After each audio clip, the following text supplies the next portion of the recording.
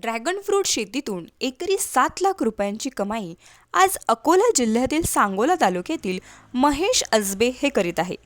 त्यांची शेतजमीन ही खडकाळ व मुरमाड असल्यामुळे त्यांनी ड्रॅगन फ्रूटच्या लागवडीचा निर्णय घेतला. यासाठी थेट पश्चिम बंगालमधून त्यांनी व्हाईट आणि रेड ड्रॅगन फ्रूटच्या प्रजाती आणल्या. महेश यांनी 3 एकर क्षेत्रावर लागवड करण्यासाठी सुरुवातीला पोल टाकून घेतले. त्यानंतर रोपांची लागवड केली. जमीन योग्य निचरा करणारी असली तर उन्हाळ्यात पाण्याची आवश्यकता कमी असते.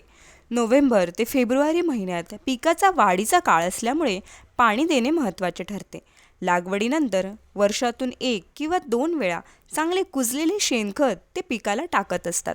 पिकावर बुरशी आढळून येते म्हणून त्यांनी बुरशीनाशक व कीटकनाशक फवारणी करून घेतली.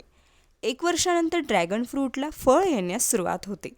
प्रत्येक 15 ते 15 दिवसांमध्ये या फळांची काढणी करून घेतात. त्यानंतर महेश हे मोठ्या बाजारपेठेत विक्रीसाठी पाठवतात. महेश अजबे यांनी त्यांच्या शेताला रुक्मिणी फार्म नाव देऊन तिथे 20 प्रकारच्या विविध देशी व विदेशी फळांची लागवड केली आहे.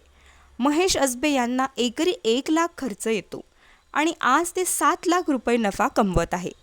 त्यांचा 3 एकरापासूनचा हा प्रवास आता 18 एकरापर्यंत पोहोचला आहे. अशाच शेतकरी यशोगाथा पाहण्यासाठी ॲग्रोवर्ल्डच्या यूट्यूब चॅनलला सबस्क्राईब करा आणि बेल आयकॉनला ऑल करायला विसरू नका.